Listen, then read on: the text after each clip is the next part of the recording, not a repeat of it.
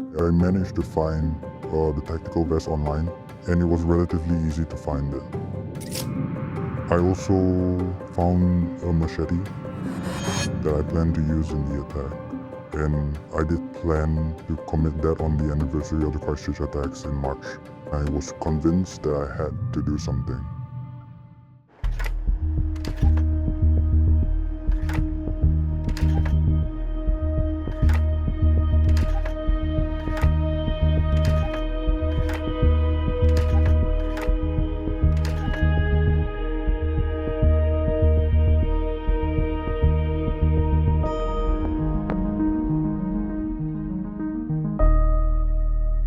The first time I had a slightly negative view of Islam was when I was in primary school, actually. So this was the 2015 Paris attacks in November that year. I had a pretty normal childhood. I would say me and my family, we had a normal relationship, but we did not talk much. We did go to church every Sunday, but over time through secondary school, I started to become more withdrawn.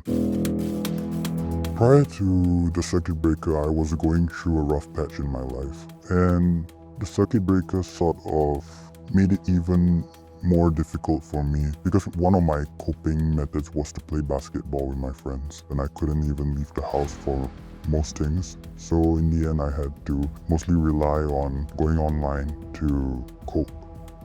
I was trying to find a sense of belonging that I couldn't find with school and daily life. But one thing that far extremist material gave was a false sense of self-actualization, a false sense of a purpose, that you are more than yourself. I think that's when I kept going back to it.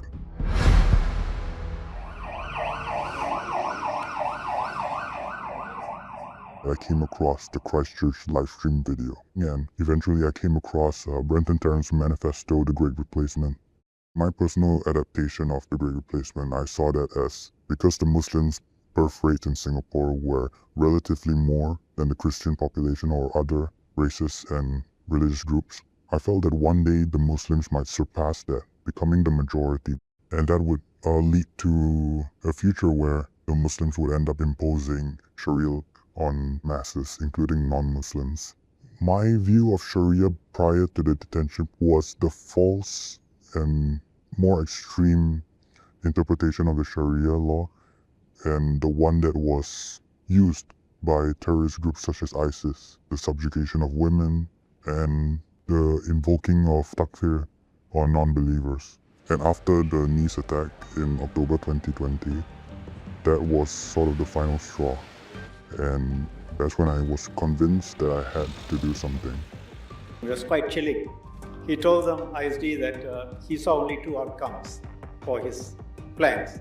One, he could get arrested before he carries out, or two, he will be killed by the police while he was executing his plans. So he went in fully prepared, knowing that he's going to die.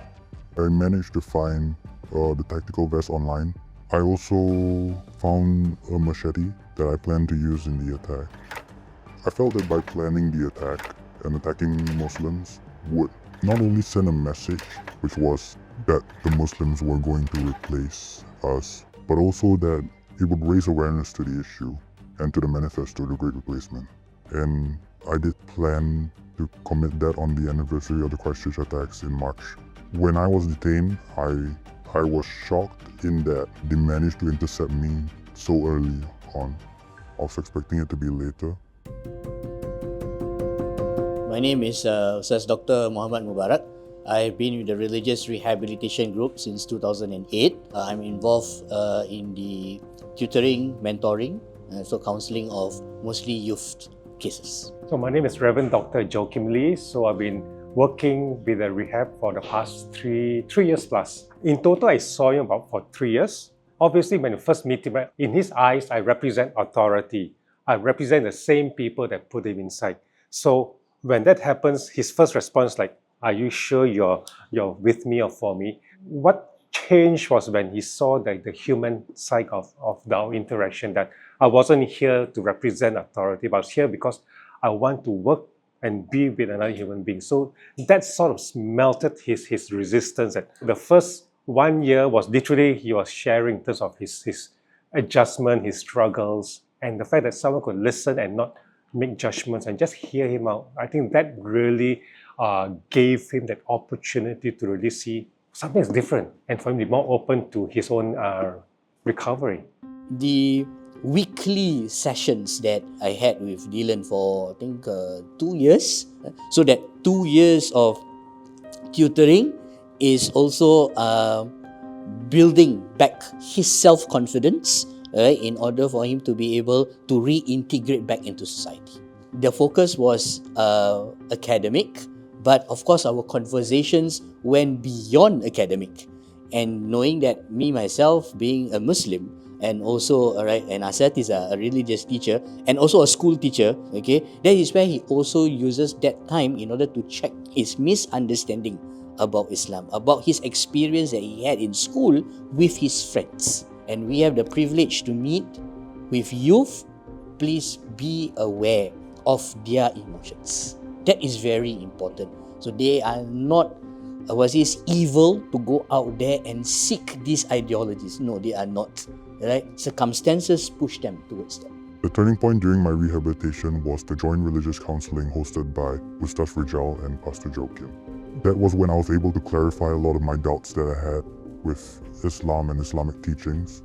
Currently, I view Islam as a peaceful religion, and they do believe in harmonious relations with people of other faiths, of other races, that regrettably I only realized in my detention. If I remember correctly, I went in with Pastor. I think it's a very good pairing.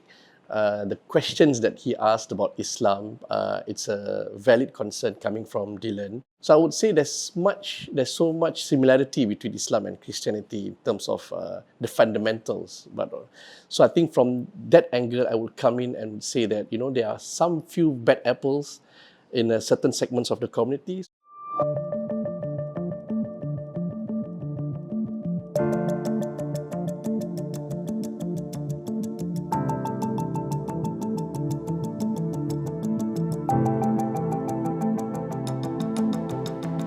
If Dylan now could meet Dylan then, one advice that I would give him is to interact with Muslims. I think had I really known about what Muslims were like, it would have definitely shifted the way I thought about Islam and Muslims. I wouldn't say I'm angry at the Dylan in the past, but I wish he had done a lot better. And there is a lot of regret, but I try to remember about a lot of things that I've learned over the years.